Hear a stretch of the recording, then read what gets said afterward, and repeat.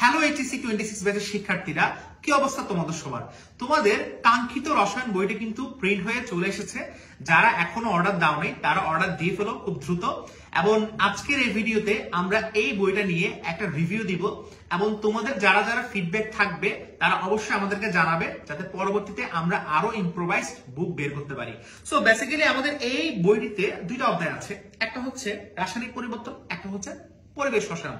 So আমরা এখন প্রথমে দেখব রাসায়নিক পরিবর্তনটা আমরা কিভাবে এখানে গুছিয়ে লিখেছি।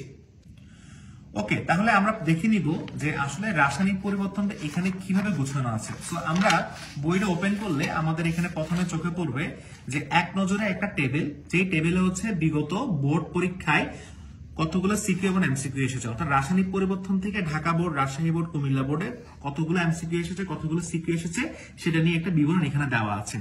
এরপরে লক্ষ্য করলে দেখবে একটা চ্যাপ্টার ম্যাপিং দেওয়া আছে। চ্যাপ্টার ম্যাপিংটা হচ্ছে কি, যে আমার এই অধ্যায়টার উপরে কতগুলো টপিক আছে সেটা নিয়ে একটা আমাকে ধারণা দিবে, এবং টপিকগুলোর উপর নিশ্চয়ই একটা সাব টপিক থাকে। সো সাব টপিক গুলো নিয়ে এখানে ধারণা দিবে। অর্থাৎ এই চ্যাপ্টার ম্যাপিংটা আমি যদি দেখে নিই তাহলে আমার এই অধ্যায়টার উপরে একটা ক্রিস্টাল ধারণা চলে আসবে যে আসলে এই অধ্যায়টা কতগুলো বিষয় আছে।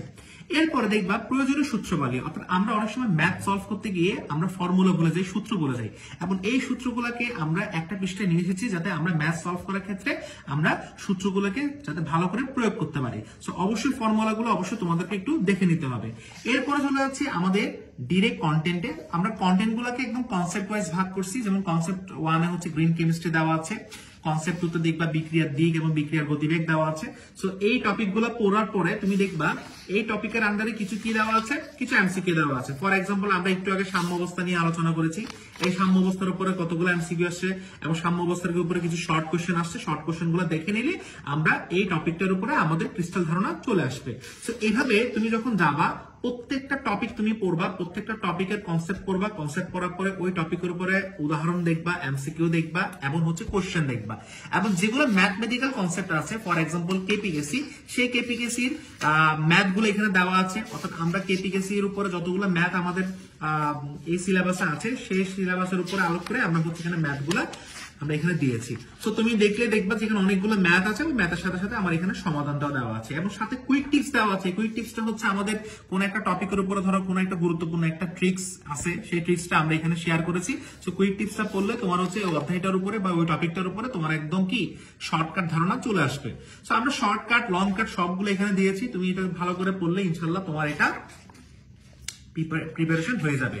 এরপরে আমরা চলে যাচ্ছি রাসায়নিক পরিবর্তন নিয়ে। সো এখানে কিন্তু আসলে রাসায়নিক পরিবর্তনের আমরা তো সিকিউএমসি গুলো দেখেছি, রাইট? সো সিকিউএমসি গুলো আমাদের এখানে আছে, শর্ট কোশ্চেন গুলো আসছে।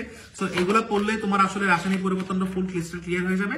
এখন চলে যাচ্ছি পরিবেশ শোষণ নিয়ে। পরিবেশ শোষণের পরে খেয়াল করে দেখো যে সেম আবার আগের মতো এক নজরে চ্যাপ্টার ম্যাপিং এবং এই অধ্যায়ের গুরুত্ব এবং হচ্ছে যে মৌলিক আলোচনা এখান থেকে স্টার্ট। অর্থাৎ এই চ্যাপ্টারটার উপরে যতগুলো সূত্র আছে, বয়েলের সূত্র, চার্লসের সূত্র, অ্যাভোগাড্রোর সূত্র, সবগুলো সূত্রের কনসেপ্ট দেওয়া আছে, সবগুলো সূত্রের প্রতিপাদন দেওয়া আছে, সবগুলো সূত্রের উদাহরণ দেওয়া আছে, ইকুয়েশন দেওয়া আছে, গ্রাফ দেওয়া আছে, এবং হচ্ছে যে ওই সূত্রের উপরে যতগুলো ম্যাথ আছে সবগুলো ম্যাথ এখানে সলভ করা আছে। এবং এই অধ্যায়টা শেষ করার পরে যখন তুমি দুইটা অধ্যায় শেষ করবা তখন দেখবা হচ্ছে তুমি লাস্টে কিছু সিকিউ পাচ্ছ, ওভারঅল সিকিউ এবং কিছু এমসিকিউ পাচ্ছ। যদিও সিকিউ এমসিকিউ কিন্তু আমাদের টপিক ওয়াইজ আছে, বাট এখানে আমরা সিকিউ এমসিকিউ আবার আলাদাভাবে দিয়েছি। এবং এই সিকিউ এমসিকিউ গুলো সলভ করলে ইনশাল্লাহ ওই অধ্যায়ের উপরে তোমার আর কোনো সমস্যা থাকবে না। এবং সর্বশেষ যদি বলি যে আমাদের লাস্ট এখানে কিছু নোট পেজ আছে, নোট পেজ গুলো দেওয়া হয়েছে তোমরা যাতে তোমাদের প্র্যাকটিস গুলো তোমরা মজাটা করতে পারো।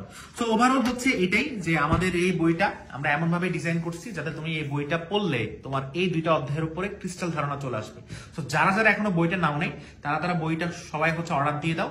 ইনশাল্লাহ বইটা খুব ফ্রুটফুল হবে এবং তোমার প্রিপারেশনে তোমাকে সহায়তা করবে। So all the best.